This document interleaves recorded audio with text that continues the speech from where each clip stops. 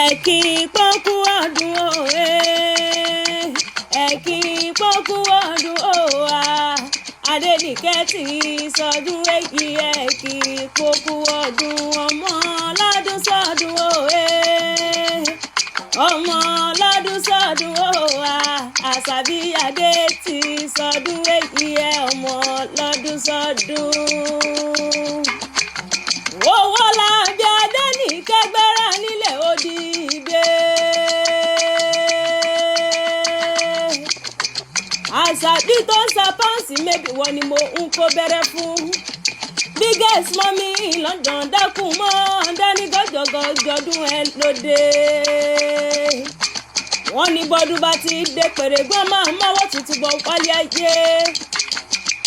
Ọdọọdún là ń borógbó lórí ìgbà ọdọọdún là ń bọ́ mọ́bì lórí àtẹ ọdọọdún ló mọ̀ bẹ ìran bẹ níbẹ̀ sùn. Grandma Azimati mọ́ gbọ́ dídùn ẹnu mi. Grandma Azikiyo Grandma Abdulaziz mo ní ó mọ̀ gbọ́ná.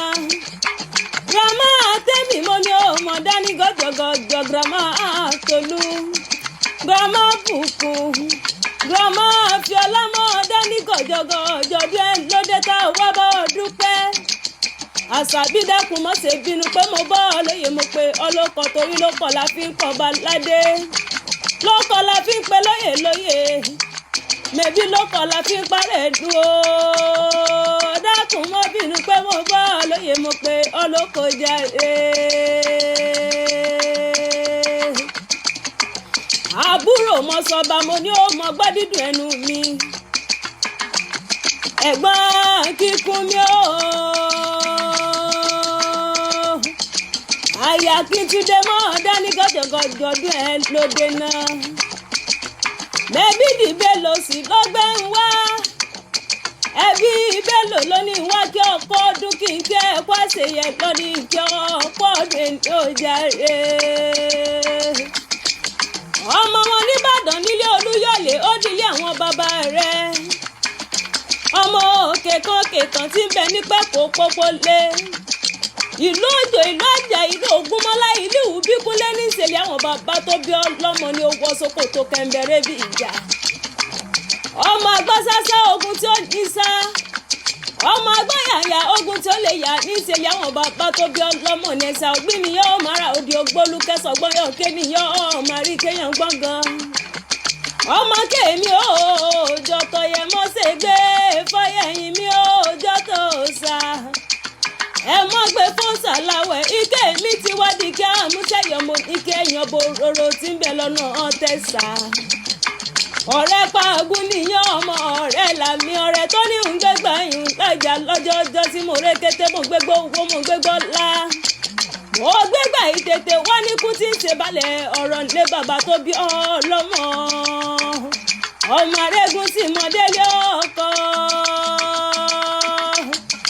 Ọmọ wájú ológbòjò ìgbà eégún. Ẹ̀yìnkùnlé ológbòjò ìgbà eégún. Tọ̀tún tòsí ológbòjò ìgbà eégún ní ẹ̀ńbẹ̀ńlé bàbá tó bí ọlọ́mọ. Ẹ̀sà ògbìn ará òde ògbólúkẹ́ sọ̀gbọ́nyọ̀kẹ́ ọmọ àríkẹ́yọ̀ gbọ́gàn ọmọ àrólówó.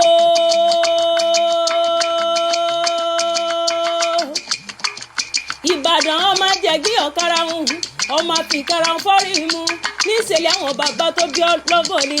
Máàmi mo ní kó gbó bí olúgbógbó tìrìgbó kó gbó bí olúgbógbó tìrìgbó kó gbó bí àwọn àgbàkan tó fọmọ owó sọ́dọ̀ ọ̀hún lọ́jọ́ ọjọ́ tí owó ọ̀hún yọ títí òwú dòkìní wà wá pẹ́lẹ́ ayé onímọ̀ sáré ọmọ lọ́lé Elédùmarè ọba ní.